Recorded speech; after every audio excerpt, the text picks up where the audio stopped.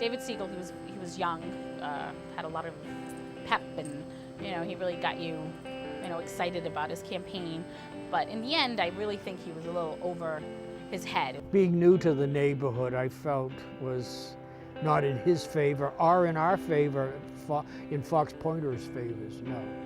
He won by a negative vote, actually, because they voted against the other guy and they had no one else to vote for. The neighborhood is not the same. Years ago, you could almost tell who was going to win the election. We can't do that any longer.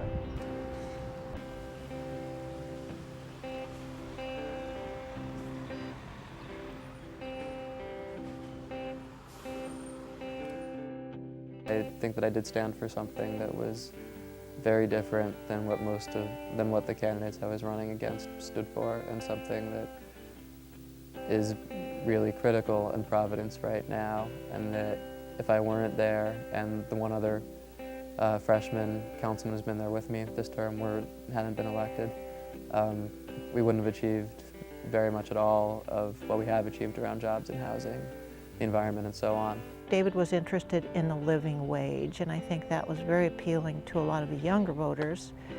And he also made a big effort to reach the younger voters, which I think in his case, and he was running at the time for a Green Party, which I think was also appealing, and he just tipped the balance enough that he very surprisingly won.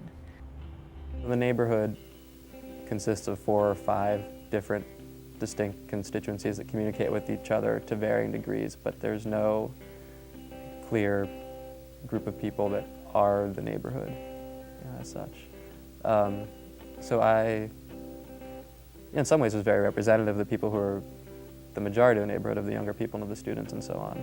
Obviously, they're in and out, so are in some ways less invested in the neighborhood-specific politics, but they're still very invested in broader issues and social justice and environmentalism and civil rights and so on.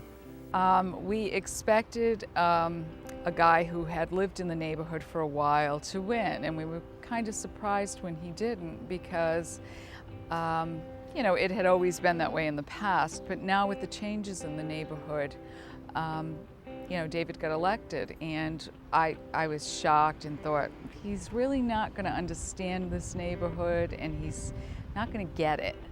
But David really tried to learn about the neighborhood, and I think that's what I admired most about him.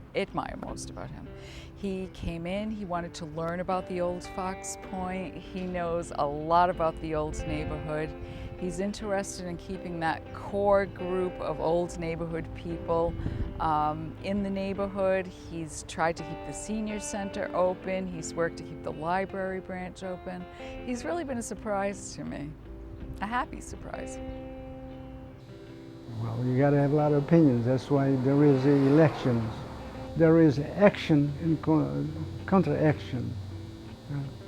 You see things in one way. Somebody else sees a different way. So we pick up the best. Fox Point is, it's they call it the Lower East Side now. They call it the Lower East Side, but it's not the East Side, it's Fox Point.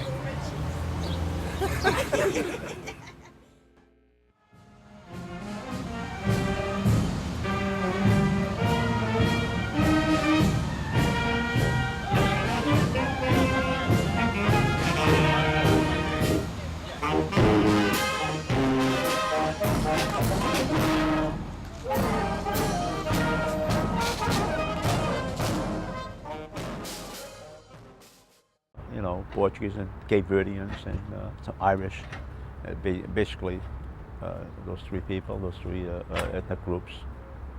And poor people, most of the people just about got by, but they helped one another.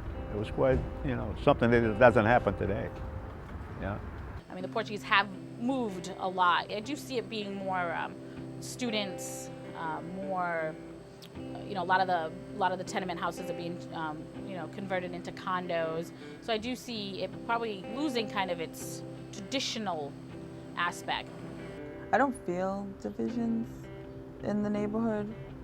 I feel where there's a division is more or less not from a people perspective or a personality or a culture perspective, but more of a class thing, more financially, that kind of thing. People who are in charge are either business interests, now up and down Wickenden Street, and the very new populations. It's way whiter than it used to be. It's way more sort of middle class than it used to be. The gentrification of the East Side is having a tremendous demographic, ethnic, and class transformation. So it's not the same community, not the same people are in charge really at all. You know, when I was growing up, Fox Point was a very different place, and it was a real community where people helped each other and everyone knew each other and we were all a family. We're losing that in America, that feeling of family in our neighborhoods. Most of us don't even know our neighbors. Change in the abstract is, inevitable, but you can direct that change and make it more or less severe, more beneficial or less beneficial for particular groups of people. So I think that neighborhoods change, of course they do, but the idea that gentrification, mass gentrification, heavy-handed gentrification is inevitable, I don't think is reasonable. I think it's hard to keep a good place such as Fox Point unknown for long. Just a quiet little, quaint, great place. And it's just, it catches on and it expands and then poof, it's gone, but it's still there in everyone's hearts, like mine, and my kids, and my parents, and my grandparents.